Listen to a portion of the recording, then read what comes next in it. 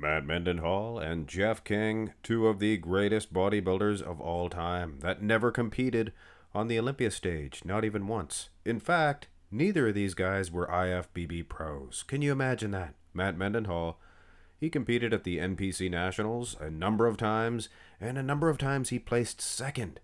Always to guys like Lee Haney, Mike Christian, Barry DeMay, guys like Gary Stridham. So it was a thick lineup every time he competed. And then by 1987, it seemed they passed on him and he started to place low. And I believe he competed until 91, but never really got those second places again.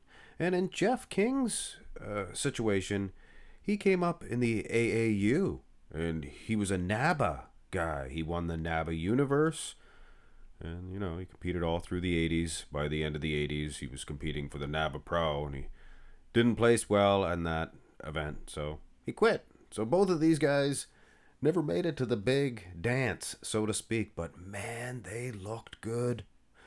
I would suggest that Matt Mendenhall has an edge in the structure. Obviously, these are photo shoots for each, so you're not going to be able to really tell. But it's for fun, for fun. So yeah, better structure, but Jeff King's out-muscling him.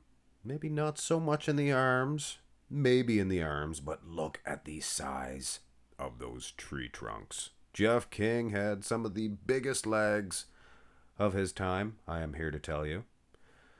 So an interesting matchup. Now, I'll give you what I have. This is a front lat spread. Two totally different footages, obviously. You're not going to be able to tell. But we can make an educated decision on this. And I think most of you guys would agree that we're probably going to be correct.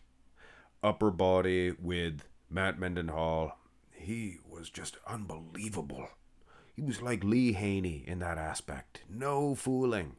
Placed second to Lee one time. It's when Lee got his pro card, I think. But anyway, the wheel size, that would go to Jeff King. Muscle contest, Jeff King. A physique contest, Matt Mendenhall. So take your pick. Excellent upper body for Jeff King as well. Doesn't have that huge wide clavicle, but nice pose nonetheless. Now, turn to the side for the side chest. And obviously, guys, we don't have good footage.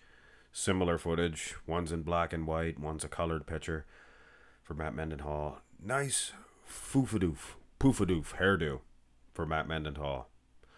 Not bad at all. So, structurally speaking, and actually from the side, the wheels look pretty good. The legs look pretty good for Mendenhall. But you look at the deep muscle, the muscle fibers of this Jeff King, and he really is every inch a muscle man. Absolutely. Good midsections. Obviously, these guys are competing in the 80s. The art was still, it meant a lot to look good, to look like a sculpture. You're not going to carve out a sculpture with a thicker midsection, would you? Unless it's like a behemoth, some sort of behemoth. Now go to the back. This is the one and only back shot we have of each. Conditioning, hard to tell. They didn't flex glutes, things of that nature. Jeff King, I can kind of detect a little bit of glutes, maybe a harder hamstring for sure. But there is no doubt in my mind, Jeff King, he won the lottery in terms of genetics. He has the thickest lat insertions of the two. I did this video like 5 years ago. Oh, do not watch that. My commentary was something else. Let's just say something else. But either way, yeah, highly inserted lats for Matt Mendenhall. We don't have a rear lat spread. Unfortunately, it's hard to get this picture of Jeff King. Had to go back to that old comparison I did, to be honest with you. Dan. No abs and thigh, right into the most muscular.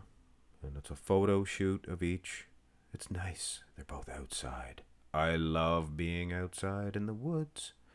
Gotta watch those little tickers, though. They can really latch onto you. But in terms of the bodybuilding comparison, and nothing to do with little tickers, I have the same opinion on this most muscular as I do for pretty much all of the shots, so I have reached a conclusion, and I believe it is a similar conclusion to that video that I did many, many moons ago.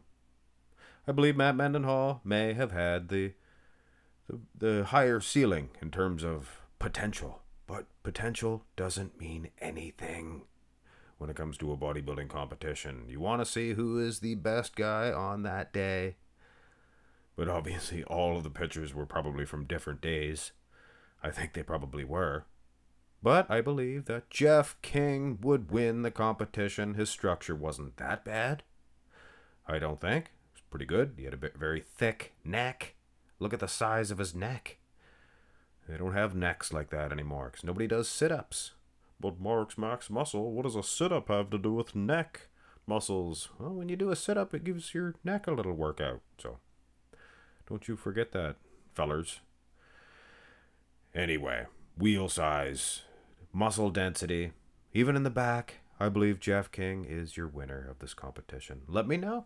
Is Matt Mendenhall winning just because of the stories that they tell? Oh, he was the genetic greatest bodybuilder of all time. Well, I don't know. Structurally speaking, maybe, but you have to take everything into consideration when deciding who's the best genetic bodybuilder of all time.